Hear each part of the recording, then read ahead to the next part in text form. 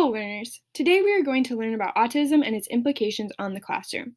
According to the Federal Code of Regulations, autism is defined as a developmental disability significantly affecting verbal and nonverbal communication and social interaction, generally evident before age 3, that adversely affect the child's educational performance. There are many evident characteristics of autism, and they must be apparent from early childhood.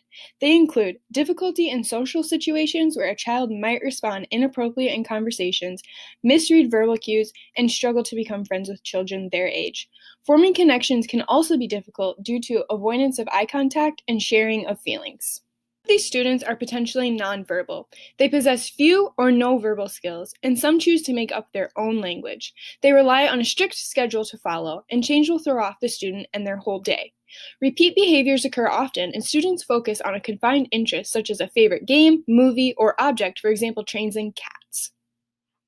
Sensitivity to light, sound, or touch is also a common characteristic. Students tend to be skilled at memorization, but will become confused if the problem changes.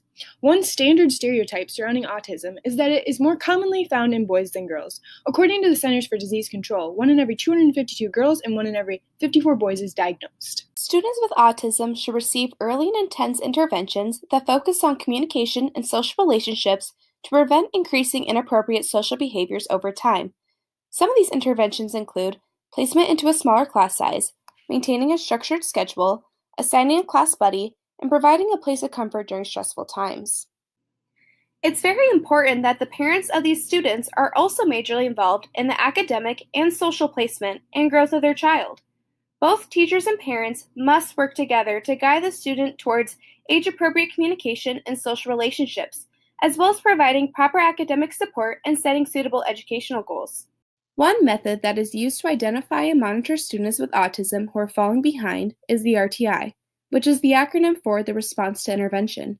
The goal of RTI is to make sure students are in an appropriate level classroom and right environment for their academic ability, as well as providing additional support for those in need as early as possible. The RTI consists of 3 tiers. The first tier includes research-based academic and behavioral instruction for all students within a specific grade level. This tier usually serves 75 to 80% of students well. However, if a student with autism is not responding well to first-tier interventions, then they can be moved up to the second tier. The second tier includes a regular teacher offering supplemental instruction for those in need with smaller group sizes. If the student is still making limited progress, then they would be moved to the third tier for additional one-to-one intensive help by specialists. Typically, only about 5 to 10% of students reach a third tier.